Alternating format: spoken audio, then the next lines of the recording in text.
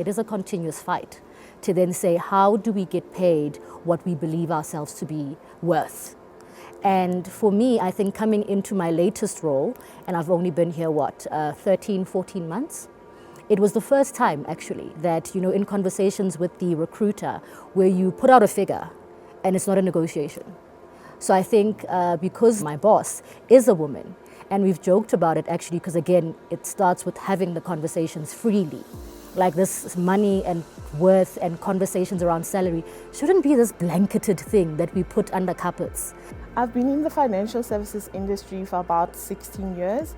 And in that 16 years, I found myself to literally be behind the shadows, behind the scenes, and being the grey woman, blended with the building walls, meaning that I didn't want to have the spotlight on me because I thought, what value did I have to add? And then later on in life, I actually realized there's an actual term for it, which is an imposter syndrome. Doing stuff scared. So going through events, we sometimes had very big events, and you just do it scared. When the event happens, you actually realize that you had no clue what you were doing, but you just did your best. You try to double check what you've already double checked, work hard, and then when the event day happens, it's usually a success. But you start being very scared and you just do it.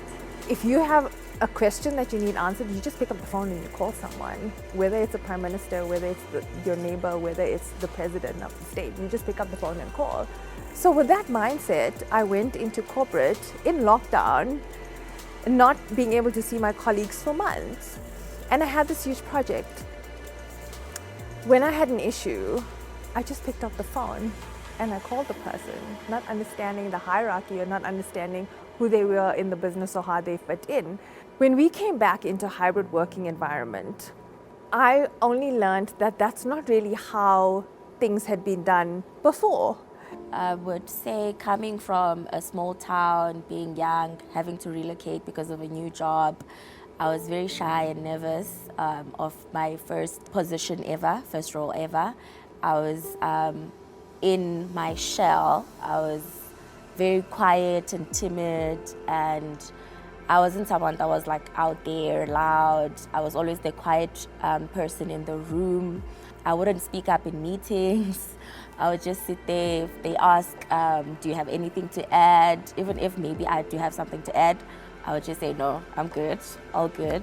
In 2021, I was part of a restructure, and I am so grateful to have a strong tribe of women that I could depend on.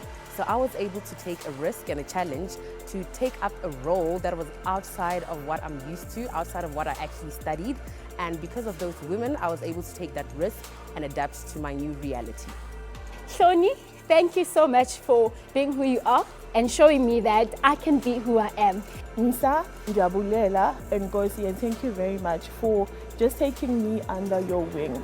Hi Heather, I would like to give you a big thanks for being such a great leader and leading by example. Mbali, I would like to thank you today and tell you how much I appreciate you for seeing something in me. My woman hero is Mrs. Ntuli, who saw me, who wanted me in the organization and gave value to my requests. Wendy, thank you so much for believing in me. I am now no longer the shy sips that came into the company. Fundi Sambuke. Oh, where do I begin? Thank you. Thank you. Thank you so much. Thank you. Thank you. Thank you. Thank you. Thank you. Thank you, thank you, thank you.